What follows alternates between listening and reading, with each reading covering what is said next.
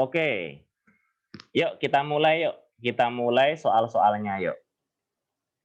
Ini untuk soal nomor 1 sampai 3 berdasarkan tabel ini ya. Kita coba sama-sama yuk. Nomor 1.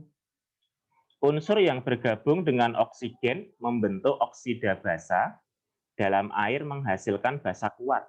Nah, masih ingat nggak basa kuat? Basa kuat itu golongan berapa? Golongan 1A dan 2A, gitu kan? Ya sudah, kita cari aja mana yang golongannya 1A atau 2A gitu. Nanti jawabannya adalah Z. Bener nggak ya? Kita coba. Neon 3S2. Ya toh? Kalau konfigurasi elektron valensinya S2, berarti golongannya 2A. Nanti akan membentuk basa yang lebih kuat, gitu ya. Nomor 2, dalam wujud gas, atom unsur ketika menangkap elektron akan melepas energi paling besar. Energi yang dilepaskan ketika atom menangkap elektron, itu namanya afinitas elektron, Dek. Berarti kita disuruh mencari mana yang afinitas elektronnya paling besar. Afinitas elektronnya terbesar. Afinitas elektron itu kan berkaitan dengan menarik elektron. Ketika atom menarik elektron, maka energi yang terlibat di situ adalah afinitas elektron.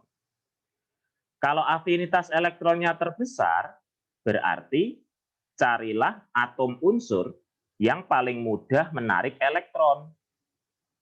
Ya. Atom yang paling mudah menarik elektron yang mana? Pasti atom golongan halogen, ya enggak? Ada enggak golongan halogen di sini? Nanti adalah atom Y. Kita cek ya atom Y ya. 1S2, 2S2, 2P5. Konfigurasi elektron valensinya S2P5. 7A kan? Nah, halogen itu kan golongan yang mudah menarik elektron, gitu kan? Ya udah, jawabannya itu. Tadi nomor 1 C, nomor 2 B. Nomor 3. Nomor 3, jika Y dan R bergabung, MR-nya berapa? Y dan R. Tadi kan kita sudah tahu ya, elektron valensinya Y. Elektron valensinya Y kan ada 7. Kalau elektron valensinya R, kita kan belum tahu tuh. Kita konfigurasikan dulu yuk, biar tahu elektron valensinya R. AR 4S2 3D10. Kulit terluarnya kulit keempat, berarti pada kulit terluarnya ada 2 elektron ya. Kalau elektron valensinya 2, itu kan cenderung dapat melepas 2 elektron. Kalau elektron valensinya 7, cenderung menyerap 1 elektron. Berarti jenis ikatannya ionik. Nanti jadinya RY2. Nah, tinggal kita cari MR-nya RY2 ya. Berarti kita pakai AR. AR itu proton tambah neutron. AR-nya R 30 tambah 35. 65. AR-nya Y 19, tapi kali 2 ya. Ketemunya 103. Gitu ya. Berarti jawabannya adalah delta. Gampang ya. Oke, ini nomor 1 sampai 3.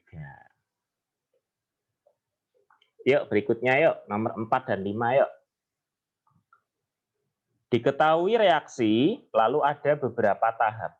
Ada reaksi yang lambat, sama ada reaksi yang cepat. Gitu ya. Pertanyaan nomor 4, mana pernyataan yang benar? Ion H+ sebagai katalis. Katalis itu ikut bereaksi nggak sih? Katalis itu tidak ikut bereaksi. Katalis itu tidak bereaksi, gitu ya. Nah, sekarang coba perhatikan H+. Tahapan reaksi yang mengandung H+, itu kan tahap 2 sama 3 nih. Pada tahap 2, H+-nya ikut berubah jadi HOI. Kalau pada tahap 3, H+-nya juga ikut berubah jadi H2O. Walaupun setiap ada H+, reaksinya cepat, tapi kan pada kenyataannya H+ ikut berubah. Kalau H+-nya berubah, berarti H+-nya bereaksi, Dek. Kalau dia ikut bereaksi, berarti bukan sebagai katalis. Gitu ya. Imin sebagai katalis. Imin juga ikut berubah kok. Berarti B salah. Reaksi O-imin tambah H+ merupakan reaksi penentu laju. Reaksi penentu laju kan reaksi yang lambat. Salah ya, reaksi yang lambat itu kan H2O2 tambah imin. HOI merupakan zat antara. Yang namanya zat antara itu kan pasti posisinya di antara yang lain. Kita lihat HOI. HOI ini ada di tahap 2. Tahap 2 ini di antara tahap 1 dan tahap 3. Berarti posisinya di antara tahapan yang lain ya. Kalau posisinya di antara tahapan yang lain, maka cocok disebut sebagai zat antara. Gitu. Ion O-imin lebih stabil daripada I2. O-imin. O-imin itu kan masih dapat berubah jadi HOI. Kalau masih dapat berubah, berarti keadaannya belum stabil. Ya. Stabil itu kalau sudah berhenti berubah. Sudah berhenti berubah dalam reaksi tersebut. Padahal kan O-iminnya masih berubah jadi HOI. Makanya yang opsi E salah ya. Jawabannya delta. Kalau nomor 5, pernyataan berikut yang benar. Ion iodida mereduksi hidrogen peroksida. Coba kita cek. Nanti imin jadi I2, H2O2-nya jadi H2O. Kita ceknya pakai bilox ya, Dek ya. Imin itu min 1, H2O2 itu plus 1 sama min 1. Ini 0, ini min 2 plus 1. Ternyata H2O2-nya reduksi ya, Dek ya. Reduksi gara-gara ketemu siapa? H2O2 reduksi gara-gara ketemu imin. Nah, makanya imin ini mengalami oksidasi. Berarti kan imin ini sebagai reduktor. Reduktor itu penyebab reduksi. Tapi dirinya sendiri mengalami oksidasi ya. Dirinya sendiri mengalami oksidasi. Berarti jawabannya benar dong opsi A. Jawabannya benar opsi A. Oke. Oke, kita lanjut ya, nomor 6 ya. Spesies berikut yang tidak dapat melakukan disproporsionasi. Disproporsionasi itu kan autoredok. Autoredok berarti dapat reduksi sekaligus dapat oksidasi, gitu ya. Nah, tapi kita mencari mana yang tidak dapat. Kita harus tahu dulu. Jadi suatu spesies itu dapat reduksi sekaligus oksidasi itu yang spesiesnya yang bagaimana gitu. Kita ambil contoh atom nitrogen ya, Dek ya. Atom nitrogen, elektron valensinya kan 5 tuh. Berarti kalau punya 5 elektron valensi, dapat melepas ke 5 elektron valensi tersebut. Kalau melepas 5 elektron kan jadinya plus 5. Lalu kalau elektron valensinya 5, biar jadi 8, harus menyerap 3 elektron. Kalau menyerap 3 elektron kan jadinya minus 3. Nah, maka plus 5 ini adalah biloks maksimal, min 3 ini adalah biloks minimal. Gitu kan? Sekarang kita cek NO2. Ternyata biloksnya nitrogen plus 4. Masih bisa naik nggak? Bisa oksidasi nggak biloksnya? Masih bisa toh? Masih bisa naik jadi plus 5 kan? Biloksnya plus 4 ini masih bisa turun nggak? Juga masih bisa. Bisa turun sampai paling kecil minus 3. Berarti NO2 ini dapat melakukan disproporsionasi atau dapat mengalami autoredox gitu. Kita cari yang tidak dapat ya. Kita coba BR. BR kan elektron valensinya 7 tuh. Berarti kalau punya 7 elektron valensi, dapat melepas ke 7 elektronnya. Ini biloks maksimal. Terus biar jadi 8, dapat menyerap 1 elektron. Ini biloks minimal. Coba perhatikan opsi C. Opsi C kan BR-nya BR min. Berarti kan biloksnya minus 1. Masih bisa oksidasi nggak? Bisa. Bisa naik jadi plus 7 kan? Tapi kalau reduksi, sudah tidak bisa. Kenapa kok sudah tidak bisa reduksi? Karena biloksnya sudah paling kecil, yaitu min 1. Berarti hanya bisa oksidasi. Kalau hanya bisa oksidasi atau hanya bisa reduksi, artinya tidak sekaligus mengalami dua gitu ya. Tidak sekaligus mengalami reduksi dan oksidasi, berarti dia tidak dapat disproporsionasi. Gitu. Perhatikan juga Ca. Ca kan elektron valensi 2. Kalsium itu logam ya. Berarti dapat melepas 2 elektron. Ini biloks maksimal. Terus biloks minimalnya berapa? Biloks minimalnya 0. Kenapa 0, Pak? Karena logam. Logam itu tidak bisa menyerap elektron. Ya. Logam itu tidak bisa menyerap elektron, berarti tidak bisa jadi muatan negatif. Nah, jadi semua logam itu pasti biloks minimalnya 0 ya, Dek ya. Ya sudah, berarti kalau Ca2+, kalau disuruh oksidasi sudah nggak bisa, karena sudah maksimal. Tapi kalau disuruh reduksi, itu masih bisa. Nanti jadi 0 gitu ya. Hanya bisa reduksi, tidak bisa autoredox, tidak bisa disproporsionasi. Berarti jawabannya adalah cendol. Gitu. Oke, kita lanjut. Nomor 7.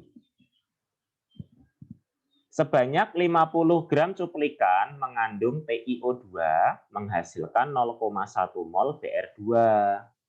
Persen Ti dalam cuplikan berapa? Yang ditanya persen Ti ya, Dek ya, bukan TiO2 ya. Ya nggak apa-apa sih. Suka-suka soalnya aja. Tapi kita harus hati-hati karena reaksinya belum setara. Kita setarain dulu ya. Coba perhatikan atom F. Atom F-nya di kanan ada 4, F-nya di kiri ada 3. Kalau jumlahnya 4 dan 3, itu kan bisa kita samakan jadi angka 12. Berarti dikali 4 sama dikali 3 ya. Nanti TI di kanan ada 3, TI di kiri juga 3, BR di kiri 4, BR di kanan juga harus 4. Nah, sekarang udah setara. Oh, belum, Ding. Belum setara, Ding. Oksigennya kan belum setara ya. Oksigen di kiri 6, oksigen di kanan 6. Ya, sekarang udah setara nih. BR2-nya kan sudah diketahui 0,1 mol. Karena yang ditanya TI, maka kita harus mencari berapa mol TiF4 atau TiO2-nya. Kenapa harus TiF4 atau TiO2? Karena yang ada TI-nya. Ya toh? Kita kan yang ditanya persen TI. Boleh kita bawa ke TiF4, boleh juga kita bawa ke TiO2. Bebas, sama aja. Misal kita bawa ke TiO2 ya. Berarti kalau koefisiennya 3 kan 0,15 mol. Nah, sekarang kita cari molnya TI saja, Dek. Kita cari molnya TI saja ya. Di dalam TiO2 terdapat 1 TI. Berarti koefisiennya sama tuh. Kalau koefisiennya sama, maka molnya juga sama. Maka TI-nya juga 0,15 mol. Kita jadikan gram ya. Kita kali AR-nya. Nanti 7,2 gram. Terus kita ubah jadi bentuk persen. Persen TI dalam cuplikan. Masih ingat ya caranya ya? Massa TI per massa cuplikan dikali 100%. Ketemunya 14,4% gitu. Berarti jawabannya adalah opsi A.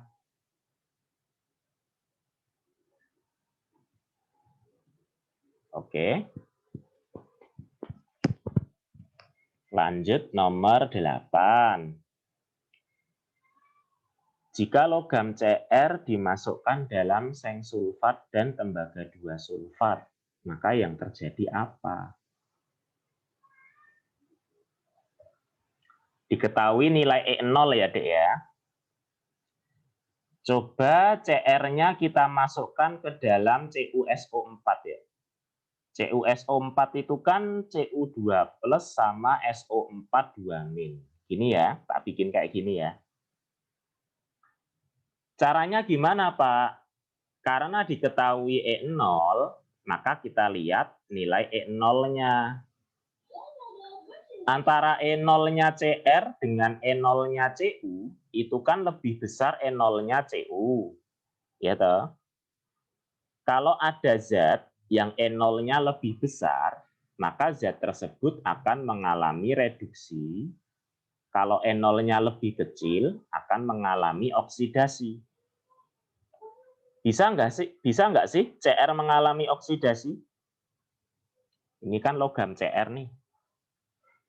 Logam Cr kalau oksidasi jadi Cr3+. Kenapa kok tahu jadi Cr3+, Pak? Kan sudah diketahui di soal ya, ada Cr3+.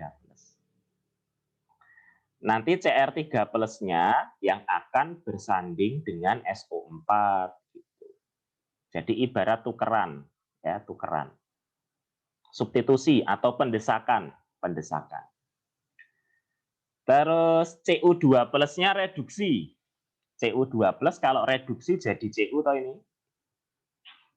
Nah, coba perhatikan wujudnya. Cr itu kan wujudnya logam padat. Kalau Cr3 plus kan wujudnya ion. Kalau dari padat jadi ion, itu namanya larut. Gitu ya. Kalau dari ion jadi padat namanya apa? Contohnya Cu ini loh. Dari ion jadi padat. Kalau dari ion jadi padat namanya mengendap. Berarti kesimpulannya Cr larut dalam larutan CuSO4 gitu ya. Mungkin jawabannya antara A dan C. Antara A dan C. Terus sekarang kalau Cr dalam seng sulfat. Cr dalam seng sulfat apa yang terjadi ya? Caranya sama kok, Dek. Cr ditambah seng sulfat. Nah, terus kita lihat E0-nya. Kita lihat E0-nya. Antara Cr sama Zn, itu kan E0-nya lebih besar Cr. Berarti Cr-nya mengalami reduksi ya. Terus Zn-nya mengalami oksidasi. Tapi hati-hati, coba perhatikan. Cr ini kan logam yang biloxnya paling kecil, 0. Biloxnya sudah minimal, ya toh? Logam kalau reduksi, nanti biloxnya jadi minus, itu bisa nggak sih? Nggak bisa toh? Logam itu tidak bisa reduksi sehingga biloxnya negatif, itu kan nggak bisa. Berarti ketika Cr ditambah seng sulfat, itu sudah tidak ada reaksi, Dek. Reaksinya tidak berlangsung. Kalau reaksinya tidak berlangsung, terus ngapain dong, Pak? Ya nggak ngapa-ngapain, nggak ada perubahan. Tidak ada perubahan ya. Berarti jawabannya cendol.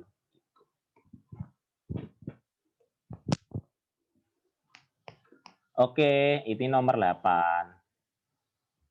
Berikutnya kita nomor 9. Urutan molekul berikut yang memiliki sudut ikatan makin besar. Sudut ikatan makin besar. Kalau yang A jelas salah ya. Yang A itu kan bentuknya sama saja toh nanti. Bentuknya sama-sama linier, ya enggak? HCl, HBr, CO2. Nanti bentuknya sama-sama linier.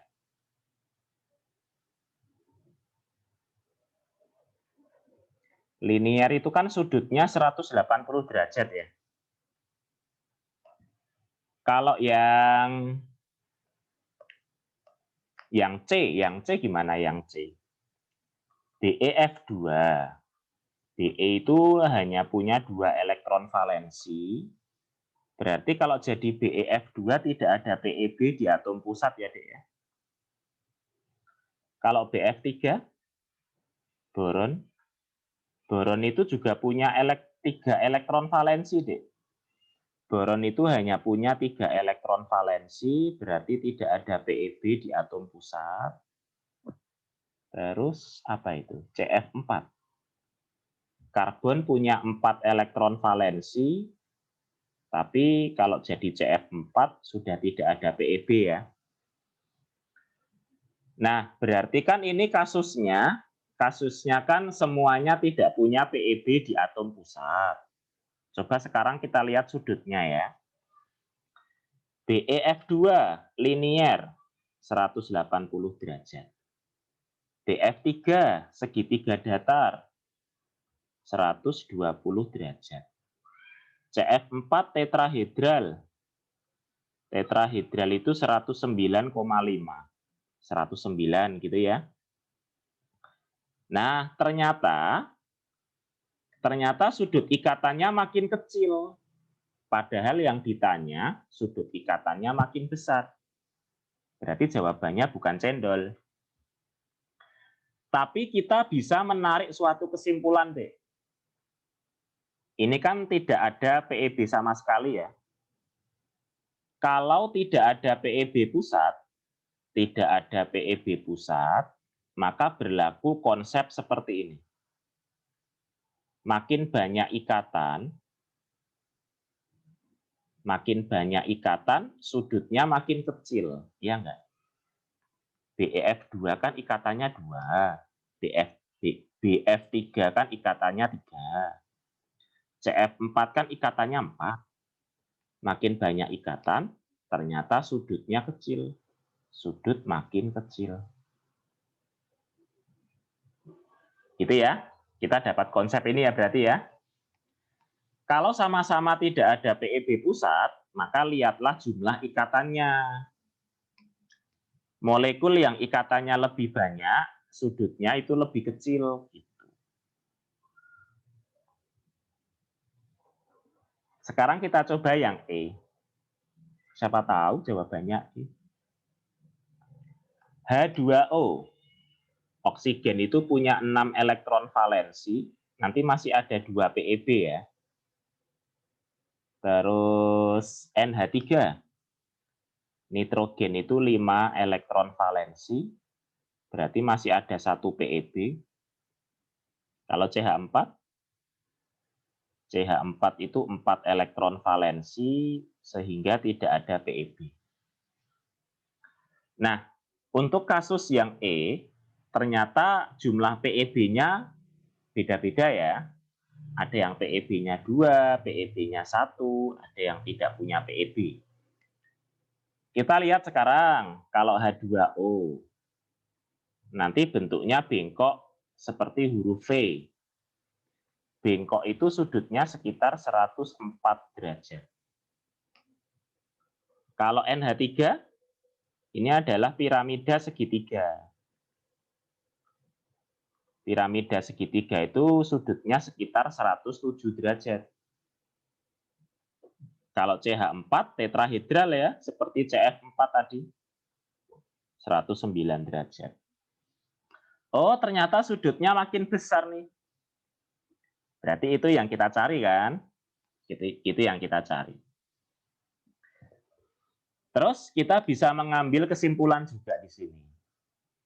Ternyata kalau ada PEB pusat, PEB pusatnya bervariasi gitu ya. Ternyata kalau semakin sedikit PEB pusat, ternyata sudutnya semakin besar. Nah, itu kesimpulan yang bisa kita dapatkan ya. Ternyata kalau semakin kecil atau semakin sedikit jumlah PEB di atom pusat, maka sudutnya makin besar. Ya sudah, jawabannya berarti Eko. Gitu.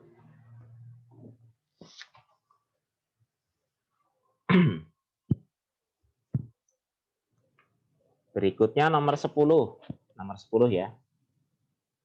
Suatu campuran nitrogen-hidrogen keadaan awal dicampur dengan perbandingan mol 1:3. Kesetimbangan tercapai ketika 25% nitrogen bereaksi, tekanan akhirnya adalah P. Sesuai reaksi. Tapi reaksinya belum setara. Tekanan parsial amonianya berapa? Oke, kita setarain dulu ya reaksinya ya. Nitrogennya harus 2, sehingga hidrogennya jadi 6. Terus kita pakai teknik mula-mula reaksi setimbang. Kenapa harus pakai teknik mula-mula reaksi setimbang, Pak? Karena diketahui kondisi awal, Dek. Kondisi awal itu kan kondisi mula-mula. Nah, kondisi awalnya misal gini ya, X sama 3X mol. X sama 3X ini kan perbandingannya 1:3, sesuai soal ya. Terus nitrogennya bereaksi 25%, berarti 0,25X berkurang. Maka hidrogen yang koefisiennya 3 berkurang 0,75X. NH3 yang koefisiennya 2 bertambah 0,5X. Maka saat setimbang, nitrogennya 0,75X, hidrogennya 2,25X, amonianya setengah X. Ini masih keadaan mol. Sekarang, yang kita cari adalah tekanan parsial amonia. Masih ingat nggak cara mencari tekanan parsial amonia? Mol amonia dibagi mol gas total dikali tekanan total. Mol yang kita gunakan itu saat setimbang ya, Dek ya. Mol yang kita gunakan itu saat setimbang. Ya sudah, kita masukkan aja. Setengah X per, ini kan mol saat setimbang ini kan, kita total jadi 3,5 ya. Kebetulan semuanya gas, jadi bisa kita jumlah semuanya. Kalau misal ada yang solid gimana Pak? Ya yang solid nggak diikutkan, yang diikutkan hanya gas. Ketemunya P/7, maka jawabannya adalah delta. Ingat, KP atau tekanan parsial itu hanya berlaku untuk gas. Solid, liquid, aqueous itu nggak berlaku. Ya. Oke.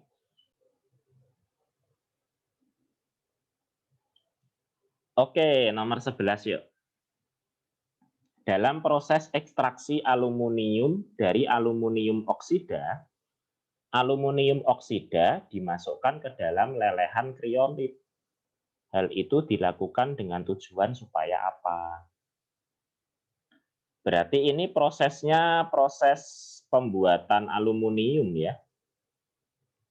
Proses pembuatan aluminium itu namanya proses Hall-Héroult gitu.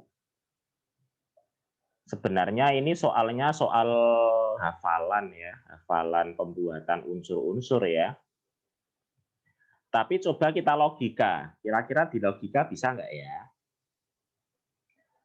Proses Hall-Héroult atau proses pembuatan aluminium itu ada 2 tahap, Dek. Tahap pertama itu peleburan, tahap kedua itu adalah elektrolisis. Nah, sekarang kita coba tebak, kira-kira pertanyaan ini itu prosesnya sudah masuk proses elektrolisis atau belum? Elektrolisis kan berkaitan dengan arus listrik, ya toh? Berkaitan dengan anoda katoda. Terus berkaitan dengan mol elektron atau muatan listrik, kan gitu. Saya rasa soal ini tidak membahas arus listrik, tidak membahas anoda katoda, tidak membahas muatan listrik, ya toh? Oh, berarti soal ini masih dalam tahap peleburan. Gitu.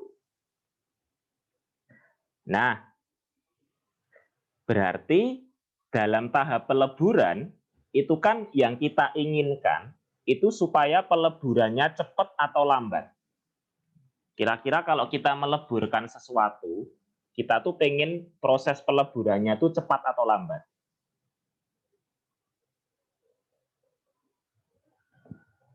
Kita pengen proses peleburannya itu cepat, ya enggak? Kalau proses peleburannya itu cepat, berarti kita harus mengusahakan supaya titik leleh atau titik leburnya rendah atau tinggi, supaya cepat melebur. Titik leburnya rendah, ya. Kalau titik leburnya rendah itu kan berarti mudah melebur, mudah meleleh gitu. Nah, kira-kira dari opsi A sampai E, mana ada nggak yang menjelaskan mengenai mengubah titik lebur jadi lebih rendah? Ada ya? Opsi D, ya nggak? Menurunkan titik lebur aluminium oksida. Oke. Kalau misal nggak bisa di logika gimana Pak? Jadi kita harus belajar lebih keras.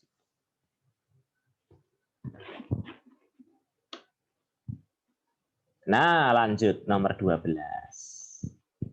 Pembakaran 32 gram gas metana dalam kalorimeter yang berisi 5 liter air menyebabkan kenaikan suhunya 80 Celcius. Kalor jenis air sekian, kapasitas kalorimeter sekian. Kalor pembakaran gas metananya berapa? Berarti kita cuma disuruh nyari kalor ya, Dek ya. Kalor sama dengan kalornya air ditambah kalornya kalorimeter. Ini kan yang suhunya naik 80 derajat ini kan air. Makanya kita nyari kalornya air. Kalornya air itu MC delta T. Kalau kalornya kalorimeter, kapasitas kalor kali delta T.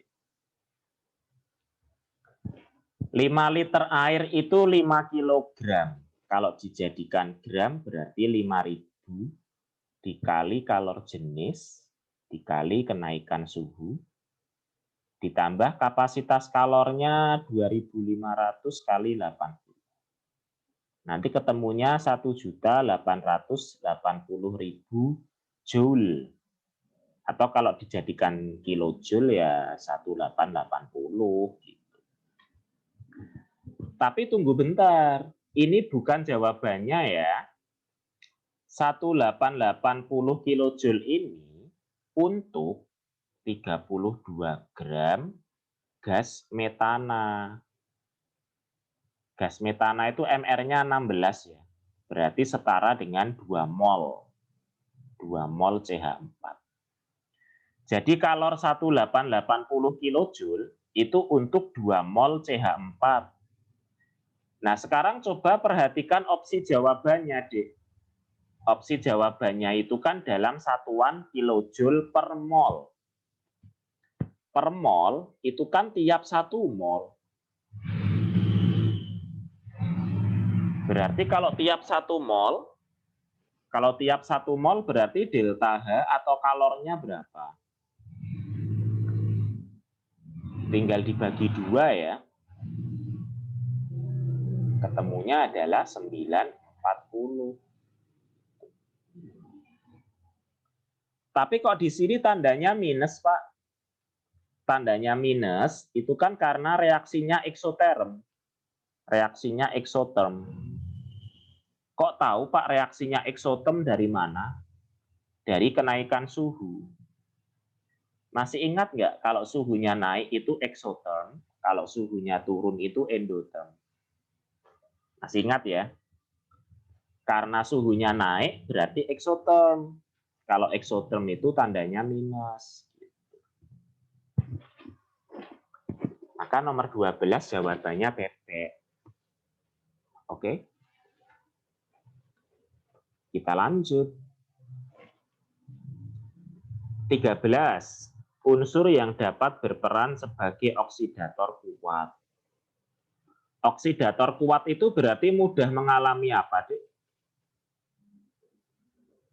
Oksidator kuat itu berarti mudah mengalami reduksi, ya enggak?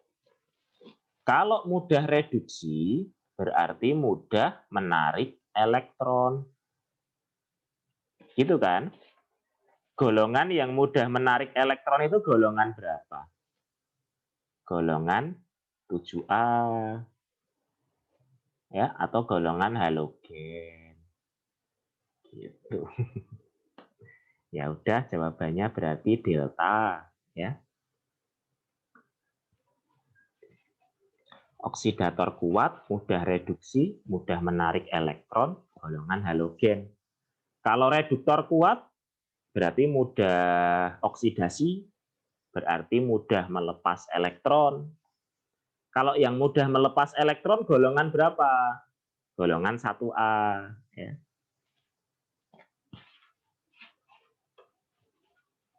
(14) Suatu logam X berikatan dengan nitrogen. Jadi Xn, ionik. Kemungkinan logam itu apa? Ketika nitrogen ketemu X, di mana X itu logam, nitrogen itu kan non-logam ya. Nitrogen itu non-logam. Nah, nanti nitrogennya langsung akan memiliki biloks paling kecil. Jadi kalau ada logam ketemu non-logam, nanti biloksnya non-logam langsung jadi minimal deh. Langsung jadi minimal. Tadi biloks nitrogen minimal itu kan -3 ya. -3. Karena nitrogennya -3, otomatis X-nya +3 dong. Nah, sekarang kita cari. Dari A sampai E mana yang dapat membentuk biloks +3. Tidak lain tidak bukan adalah aluminium. Kan aluminium itu kan punya 3 elektron valensi. Golongan 3A. Ya toh? Berarti dapat melepas 3 elektron dong.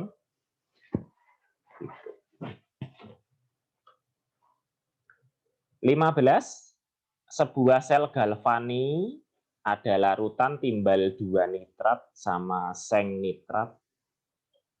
Elektrodanya timbal sama seng. Diketahui E0. Pernyataan yang benar kecuali. Berarti nyari pernyataan yang salah ya. Nyari pernyataan yang salah. Ingat, kalau ada soal yang diketahui E0, maka pertama-tama kita bandingkan E0-nya deh. E0-nya PB ternyata lebih besar daripada E0-nya Zn. Berarti PB-nya reduksi, Zn-nya oksidasi. Gitu kan? PB yang reduksi itu PB ketika masih dalam bentuk larutan deh. PbNO32, PB-nya ini kan +2. Berarti masih bisa reduksi dong. Jadi logam PB. Nah, sekarang coba perhatikan posisi PbNO32. Posisinya kan di sebelah kiri tanda panah. Berarti reaktan. Reaktan itu takdirnya bertambah atau berkurang sih? Reaktan itu takdirnya berkurang. Berarti nanti lama-kelamaan konsentrasi timbal 2 nitrat akan semakin berkurang. Maka opsi A benar. Elektroda negatif massa berkurang. Masih ingat ya, kalau sel volta itu berlaku kapan volt? Katoda positif, anoda negatif. Nah, berarti elektroda negatifnya kan anoda. Anoda itu kan zat yang oksidasi. Yang oksidasi kan Zn. Jadi Zn2 plus tambah 2 elektron. Zn itu padat. Zn2 plus itu ion. Berarti kan larut. Kalau larut itu masanya bertambah atau berkurang? Masanya berkurang ya. Berarti benar ya, Bebek benar ya. Potensial selnya 0,637. E0 sel itu kan E0 zat yang reduksi. Berarti minus 0,126. Dikurangi E0 zat yang oksidasi. Dikurangi minus 0,763. Ini kan kalau kita hitung ketemunya 0,637. Benar dong? Elektron mengalir dari PB ke seng. Masih ingat aliran elektron? Ingat, aliran elektron itu selalu dari anoda menuju katoda. Anoda itu oksidasi Zn. Katoda itu reduksi timbal. Berarti harusnya aliran elektron itu dari Zn menuju Pb ya. Kenapa itu tulisannya dari Pb menuju Zn? Kan salah. Konsentrasi ion seng jadi lebih dari 1 molar. Benar. Karena ion seng jadi produk. Produk itu kan takdirnya bertambah. Ya, produk itu bertambah. Kalau jadi reaktan, takdirnya berkurang.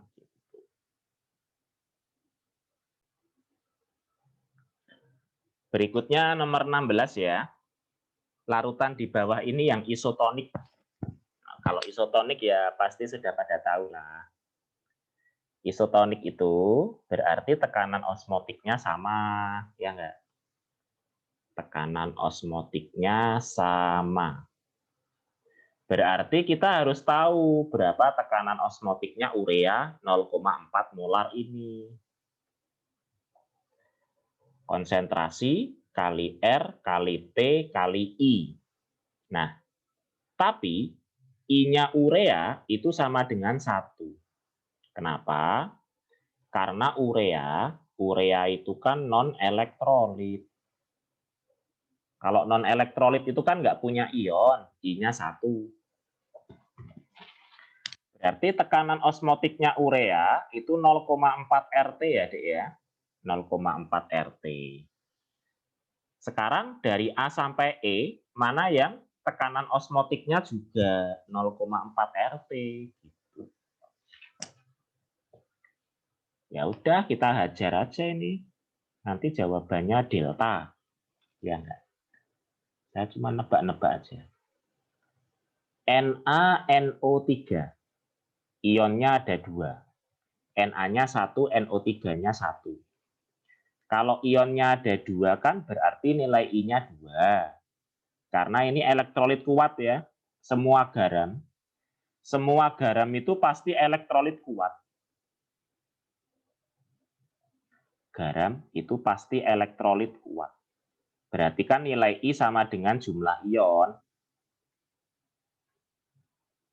Ya sudah. 0,2 kali RT kali 2. 0,4 RT. Sama ya? Sama. Kalau sama berarti isotonik. Kalau yang opsi A itu punya berapa ion? Ingat, itu kan senyawa kompleks. Senyawa kompleks itu kalau yang dikurung siku, yang di dalam tanda kurung siku, itu selalu jadi satu kesatuan ion. Berarti jumlah ionnya ada 1 ion.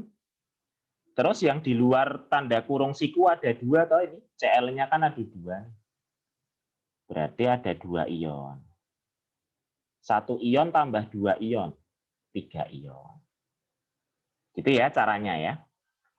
Yang di dalam tanda kurung siku itu pasti jadi satu kesatuan.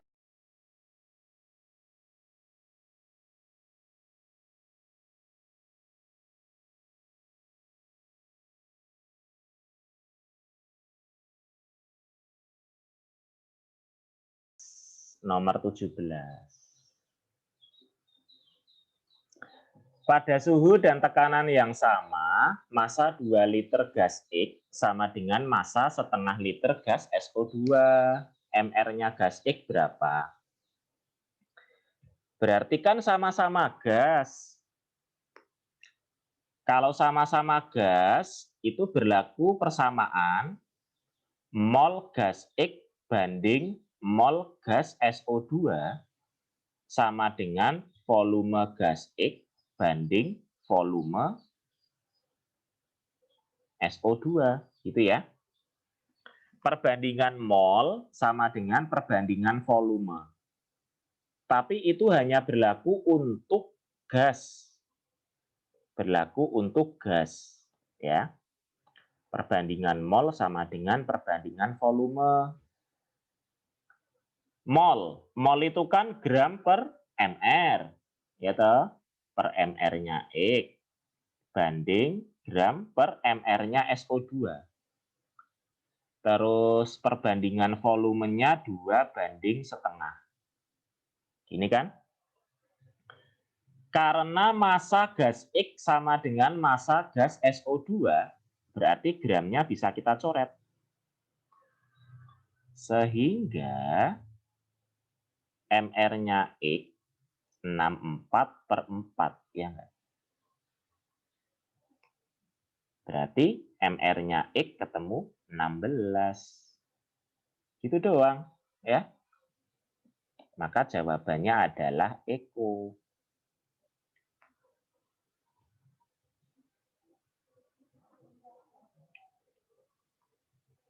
Kalau nomor 18, ini soal kesetimbangan lagi ya. Kebetulan reaksinya sudah setara. Semua Z-nya berwujud gas. Oke. Jika pada kesetimbangan itu berarti sudah setimbang ya. Kondisinya sudah setimbang. Misal CO-nya itu sebesar X, misal ya, berarti Cl2-nya kan setengah X, berarti CoCl2-nya kan 2. Nah, ini sudah konsentrasi deh ini. Sudah dalam keadaan konsentrasi. Kok Cl2-nya bisa setengah X itu dari mana, Pak? Ini loh, konsentrasi CO sama dengan 2 kali konsentrasi Cl2. Berarti kan konsentrasi Cl2 itu kan setengah dari konsentrasi CO. Kalau 2-nya kita pindah ke kiri. Jadi kalau CO-nya X, Cl2-nya ya setengah X. Terus kita masukkan ke persamaan Kc.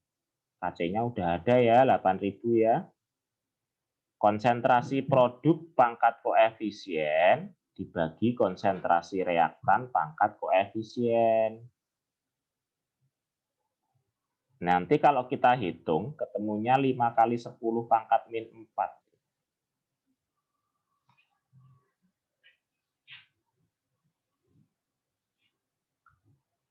Terus kalau X-nya sekian, maka konsentrasi CoCl2 berapa? Konsentrasi CoCl2 kan 2E. Berarti 2 dikali 5 dikali 10 pangkat min 4.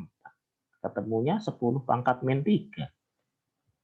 Ya sudah, jawabannya berarti cendol.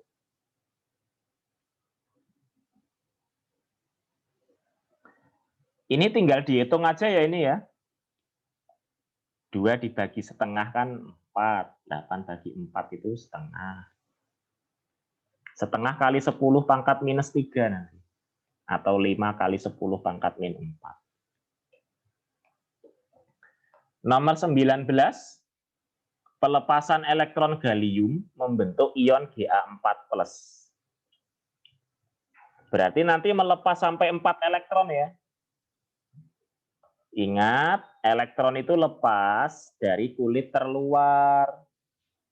Berarti kita harus bisa mengurutkan kulit dari dalam sampai kulit paling luar. Urutannya kan berarti 3D, 4S, sama 4P toh, urutan kulit dari dalam sampai keluar. Nah, elektron yang lepas itu mulai dari yang terluar. Berarti kan dari 4P, ya toh? Ini elektron pertama. Elektron kedua yang lepas 4S. Karena 4S-nya ada 2, berarti elektron kedua sama elektron ketiga itu dari 4S. Terus elektron keempat dari 3D. Gitu ya. 1 elektron, 1 elektron, 1 elektron, 1 elektron. Berarti kan nanti totalnya melepas 4 elektron kan. Jadi 4+. Ya sudah, jawabannya delta. Gitu ya. 20, pernyataan yang benar mengenai halogen. Berarti kan ini perbandingan unsur dalam satu golongan, ya enggak? Kalau perbandingan unsur dalam satu golongan, berarti kita pakai recall semuanya beres. Yuk, dalam satu golongan semakin ke bawah recall-nya plus, min, min, min, min, plus. Jari-jari paling besar F, salah. Jari-jari paling besar itu kan kalau semakin ke bawah, harusnya I. Oksidator paling besar I, salah, harusnya F. Oksidator itu O. Makin ke bawah kan oksidatornya makin kecil ya. Berarti oksidator paling besar itu F. Reduktor. Nah, terus kalau reduktor gimana? Reduktor itu kebalikannya oksidator, D. Berarti kalau semakin ke bawah oksidatornya kecil, maka semakin ke bawah reduktornya makin besar. Ini kan yang paling bawah ini kan I. Berarti reduktor paling besar miliknya I ya. Berarti C benar dong. Karena reduktor itu kebalikannya oksidator. Kalau titik didih gimana titik didih? Titik didih itu pakai massa atom. Ya. Massa atom itu berbanding lurus sama jari-jari. Berbanding lurus sama jari-jari atom. Kalau semakin besar jari-jari, maka semakin berat massa atom. Kalau massa atomnya makin besar, massa atom itu kan AR ya. Kalau AR-nya besar, maka titik didihnya makin tinggi. Berarti titik didih tinggi harusnya I2. Karena I2 ini jari-jarinya paling besar. Reaksinya berlangsung spontan. Kalau halogen, atas ketemu bawah seperti ini. Yang atas harus reduksi, yang bawah harus oksidasi, Dek. Cl sama Br itu kan lebih atas Cl. Harusnya Cl reduksi dong. Ya enggak? Tapi kok malah Cl-nya oksidasi dari -1 jadi 0. Padahal kan yang posisinya lebih atas itu kan harus reduksi. Yang bawah harus oksidasi. Gitu. Oke? Wah, 20 soal nih. Lumayan ya.